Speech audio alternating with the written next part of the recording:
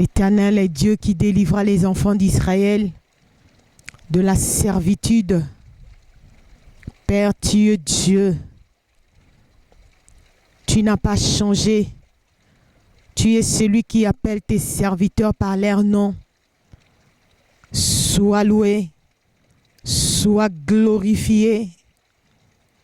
Seigneur Jésus-Christ, toi le rocher des âges, le rocher que Moïse avait frappé dans les déserts, le rocher invisible, je lève ta Seigneurie, tu es Dieu. Saint-Esprit, le consolateur, je te dis bonjour. Toi qui as existé avant que le monde ne soit monde, sois loué, sois glorifié, tu es Dieu. Mon premier partenaire, toi l'esprit de la résurrection, je te dis merci pour toutes les vies que tu vas ressusciter en ces moments. Père, je veux parler aux 5 continents. Oh Yahweh, je viens à tes pieds, Seigneur, demander encore ta miséricorde sur moi, afin que je ne sois pas seulement le vase qui parle, que moi-même j'entre aussi dans le royaume des cieux. Cher Saint-Esprit de Dieu, prends ma bouche, parle à moi, écoute dans mon frère. Je ligote tout ce qui ne confesse pas la Seigneurie de Jésus-Christ. Je les renvoie dans les lieux inhabités par le nom de Jésus-Christ. Saint-Esprit de Dieu, prêche quelqu'un maintenant.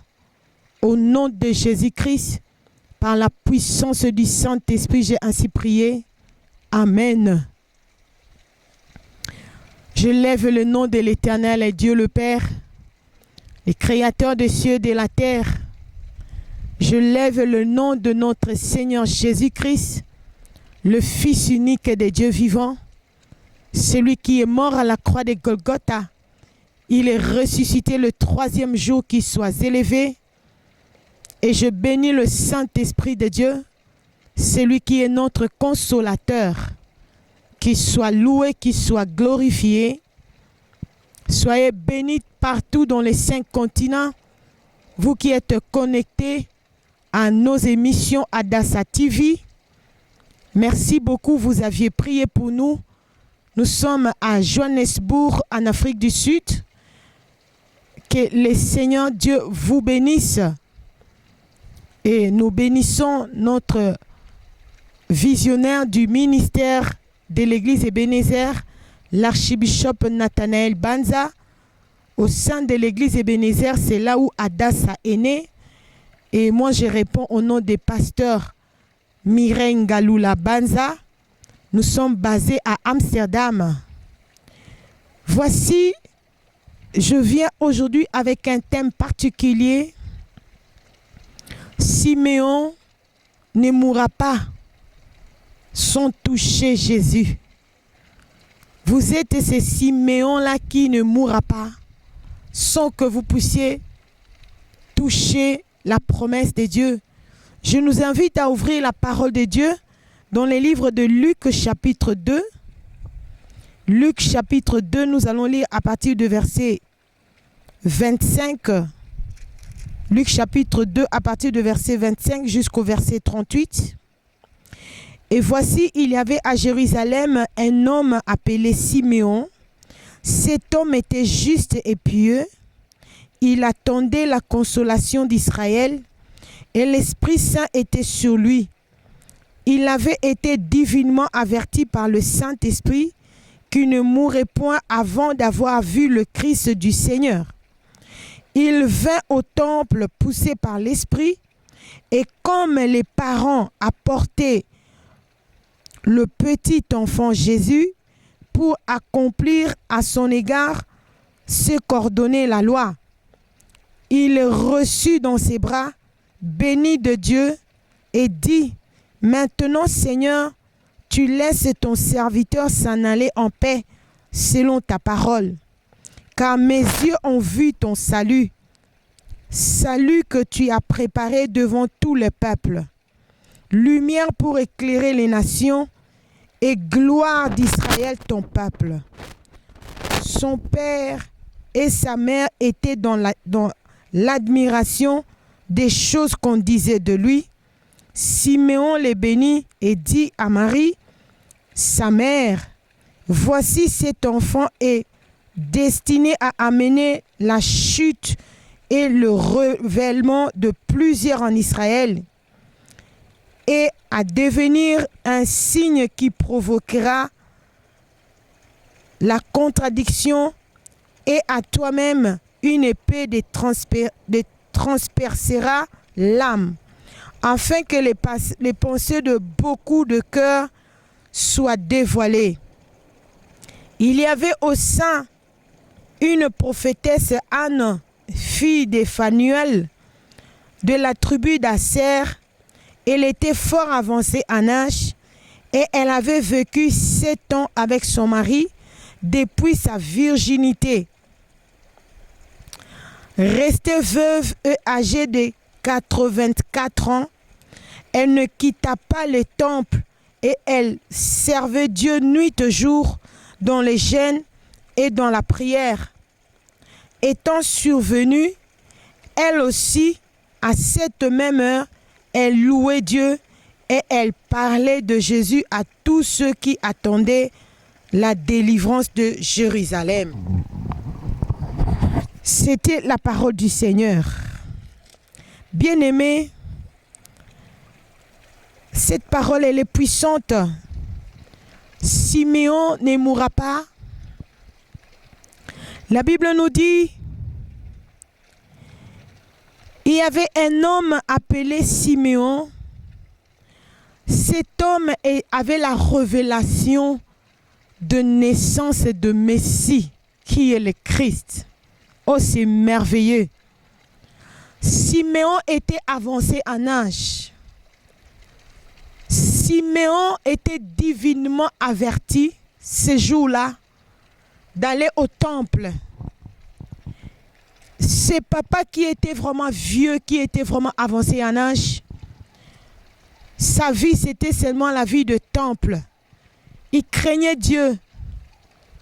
Mais il avait une alliance avec le Seigneur. Il ne pouvait pas mourir sans qu'il ne voie la naissance de Messie, sans qu'il ne puisse voir la naissance du Sauveur. Et voici ce jour-là, il était au temple. Et les parents de Jésus-Christ, ses parents adoptifs évidemment, Joseph et Marie, les voici amener Jésus-Christ au temple afin qu'il soit béni pour accomplir la loi. Et ce jour-là, Siméon a porté l'enfant Jésus. La Bible dit, les parents amenaient le petit Jésus.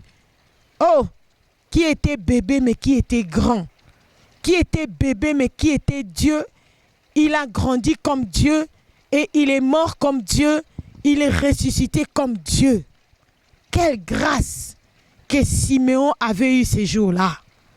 Bien-aimé, ne te fatigue pas de passer le temps dans la présence de Dieu.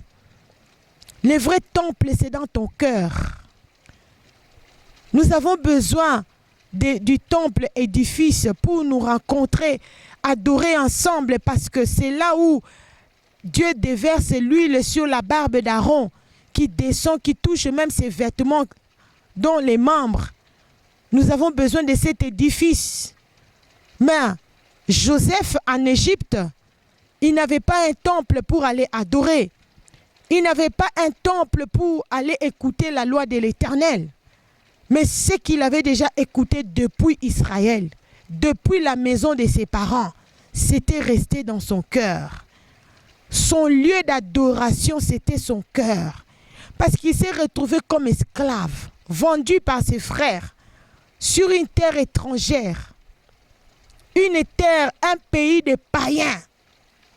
Là où il n'y avait aucun temple. Mais la loi de l'Éternel était dans son cœur.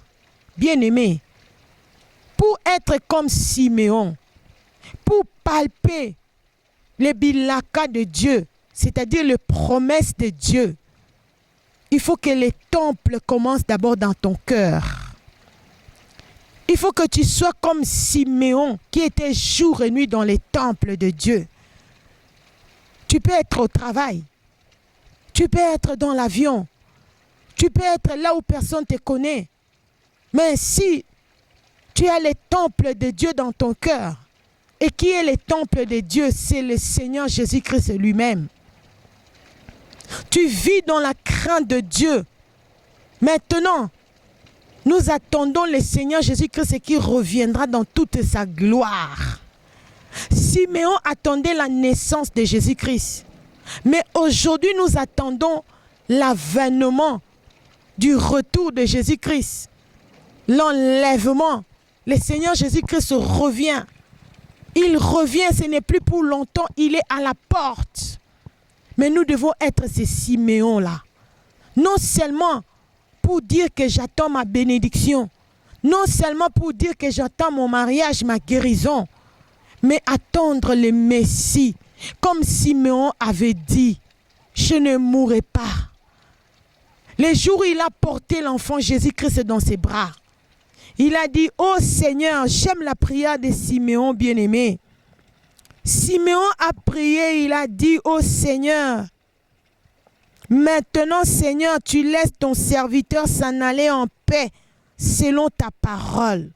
Car mes yeux ont vu ton salut, salut que tu as préparé devant tous les peuples, lumière pour éclairer les nations. Bien-aimé, Siméon a demandé la mort. Parce que son alliance avec Dieu s'est accomplie ce jour-là dans les temples. Il a dit, tu peux maintenant laisser ton serviteur s'en aller en paix. Cela veut dire, Siméon était pur. Il était préparé. Il a eu la grâce de porter Dieu. Bien-aimé, c'est très grand.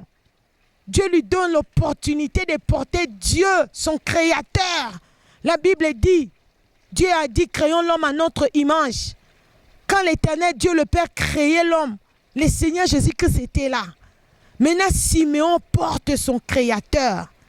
Il a dit, maintenant, tout est accompli, je peux m'en aller. Bien-aimé, est-ce que toi, tu es prêt à rencontrer ton Sauveur comme Siméon? Quelle est la vie que tu es en train de mener? Est-ce que tu es prête, maman, quand la trompette sonnera? Est-ce que le Seigneur Jésus-Christ va te reconnaître avec ces 10 kilos de mèches brésiliennes qui sont sur ta tête? Quand Dieu t'a créé, il t'a créé avec ces cheveux-là. Maman, est-ce que tu es prête? Quand le Seigneur Jésus-Christ reviendra, quand la trompette sonnera, est-ce que le Seigneur Jésus va te reconnaître avec les ongles, les faux ongles des chimpanzés que tu as? Est-ce que Dieu t'avait donné ces ongles-là qui sont en train de te détruire, même de détruire ta peau au niveau des ongles, de détruire ta santé? C'est le temps de se repentir. C'est le temps de se préparer comme Siméon. Rien ne pouvait arrêter Siméon de mourir. Il y a des gens, quand les médecins même lui disent, cette maladie va t'amener à la mort. La personne commence à s'agiter, la personne peut mourir même avant. Parce que tu n'es pas prêt. Tu as peur de la mort. Il y a des gens qui ont peur même de rester seuls dans la maison. Il y a des gens qui ont peur. Quand il fait sombre, il a peur ou elle a peur. Tu connais, ta vie n'est pas en ordre devant Dieu. Il y avait une femme, notre deuxième leçon d'aujourd'hui. On l'appelle Anne la prophétesse. Oh, cette femme a marqué ma vie. Anne la prophétesse, cette femme, elle était vierge. Bien-aimée. Elle a vécu avec son mari seulement pendant 7 ans. Et après, son mari est décédé. Elle est restée au service du Seigneur. Elle était une femme de prière. La Bible nous dit qu'elle ne quittait pas les temples jour et nuit. Elle était là en train de prier, en train d'intercéder. Tu sais que si tu me donnes l'argent, l'argent va me bénir. Mais si tu commençais à jeûner pour moi, à prier pour moi, pour que je ne tombe pas dans le péché, ça c'est plus que l'argent. C'est plus que tout ce que tu peux me donner dans la vie. Parce que le monde entier sera béni aussi longtemps que je suis debout dans le Seigneur. Tu négliges des fois la prière. Regarde, l'Éternel, il est celui qui rémunère ceux qui le cherchent de tout leur cœur. Cette femme, elle n'a pas condamné Dieu. Moi, j'étais vierge. Pourquoi, Seigneur, tu vas me retirer mon mari très tôt? Elle n'a pas condamné Dieu. Bien-aimé, toi, tu es en train de condamner Dieu.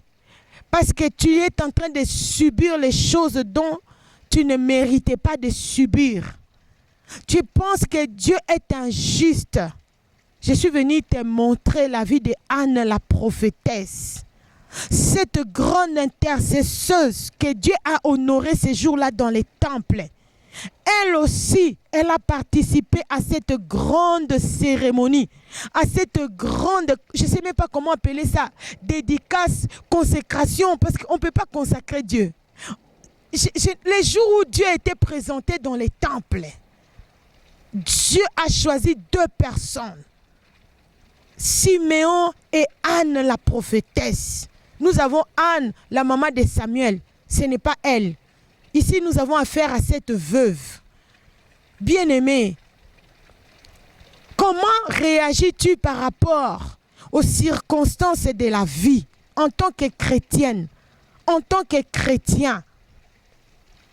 Est-ce que tu te mets ensemble avec les moqueurs tellement que c'est difficile? Tu vas aller consulter les féticheurs. Tu penses que notre Dieu est incapable de résoudre ton problème. Tellement que ton problème traîne. Tu es en train d'aller consulter les voyants. Tu donnes la main pour qu'ils te prédisent de bonnes aventures. Or, ils sont en train d'augmenter encore des démons dans ta vie. Commence à te repentir. Toi qui consultes les devins. Toi qui consultes les féticheurs. Toi qui consultes les marabouts. Toi qui consultes les sectes. Là où on fait des délivrances, on enlève tous les habits, on verse de l'huile sur toi. Ce sont des églises de Satan. On te donne des sels pour que tu mettes partout dans l'argent, dans les quatre coins de la maison.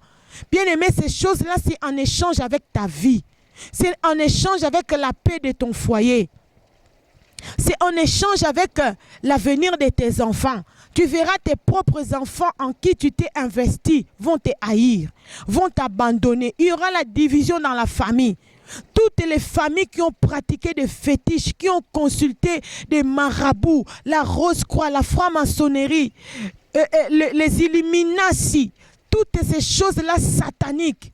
Regarde leurs enfants qui sont restés sur la terre. Les enfants souffrent.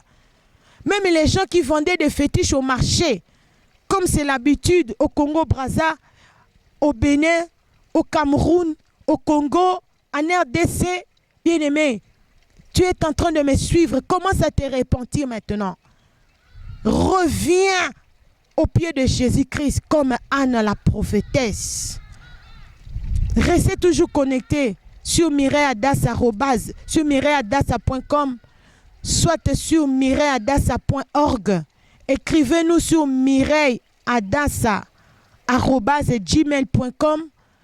Téléphonez-nous sur 0031 626 88 31 01. Je vais prier avec vous. Tu as compris que tu dois devenir comme Siméon. Tu as compris que tu dois devenir comme Anne la prophétesse. Et tu veux te repentir.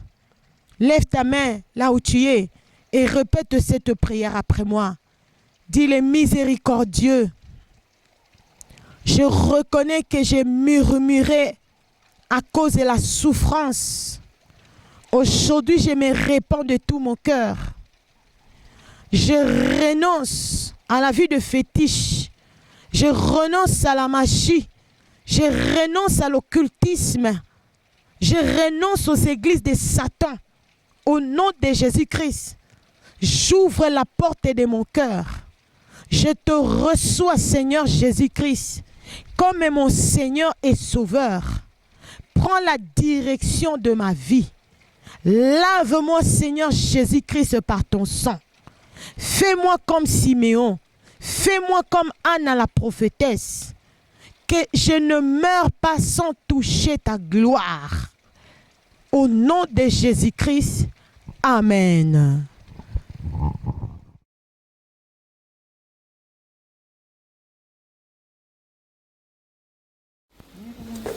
Germany. Oh, yes. Many countries more countries than this one. And this year, the special program in Amsterdam in December. We are here to conference in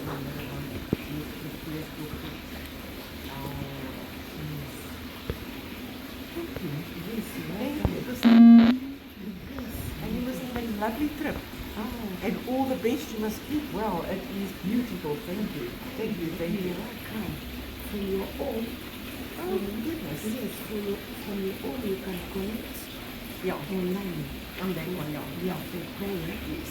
This is my phone number. Okay.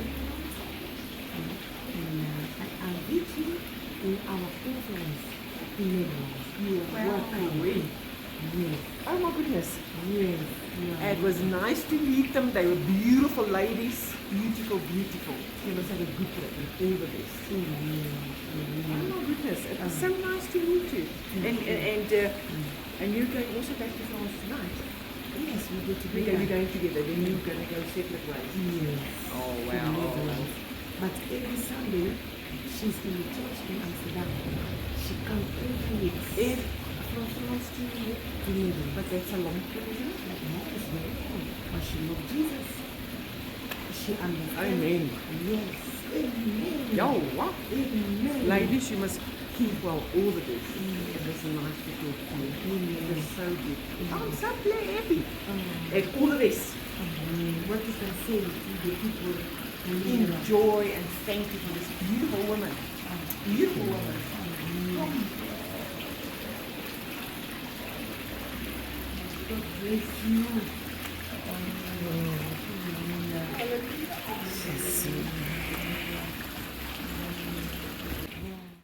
Soyez bénis, bien-aimés en Christ. Là, nous allons écouter une jeune fille qui a 32 ans. Vous avez prié pour nous. Le Seigneur est en train de faire de grands miracles ici. Les Sud-Africains sont touchés de tous les pays. Alors, nous allons écouter les témoignages de cette jeune fille. Good afternoon. Good afternoon, ma'am. God bless you. Thank you. You can give us your name. My name is Lebo Mane from South Africa.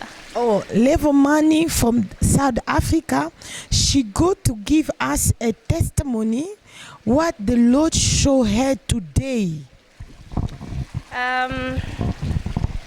Good day, good people. I just saw this woman of God in our garden. She was just walking, and I was just looking at her because I realized or felt the peace that she carries in her, you know, the way she moves, and I just felt the tranquility that she carries in her, in her spirit, in her life, in her whole body. And I was so impressed, and she came to the spa. I walked in the spa, she was doing her feet, and I just asked her what she was doing in for life, because it's the first time I'm seeing her, but the way she's so presentable and the way she carries herself, it was so just amazing. And then she said she's a woman of God, she works for God, for the Lord. And I said to her, well, I kind of felt it, that because she carries that peace within her, and it's the only person that could carry that peace. It's the person that's close to God. Amen. Amen. Thank you. Oh, let me translate for French people. Bien-aimé, c'est que cette jeune fille est en train de témoigner, a touché mon cœur. Elle a dit, j'étais en train de faire un tour dans les jardins. Elle m'observait de loin, moi je ne la voyais pas. Elle a dit, ma façon de marcher, la paix qui dégageait en moi, le calme qui était en moi. Elle a vite compris que cette femme, ce n'est pas n'importe quelle femme, c'est vraiment une femme de Dieu. Cette jeune fille m'a approchée, elle a commencé à me poser des questions, elle a dit, je suis touchée de la façon dont vous êtes présentable, vous avez pris soin de vous-même. Vous êtes vraiment une femme de Dieu. Votre église, elle est où? Elle m'a parlé en privé parce qu'elle veut venir prier dans notre église ici. Comme vous avez suivi sa présentation, elle est sud-africaine. Que ces grands témoignages enseignent quelqu'un. Nous continuons dans notre programme. Nous sommes ici en Afrique du Sud, à Johannesburg. Merci pour vos prières qui est en train de produire des bébés ici, des Sud-Africains de toutes les couleurs. Nous avons suivi l'autre maman aussi qui a reçu le Seigneur juste quelques minutes avant. Soyez bénis. Shalom, shalom, shalom.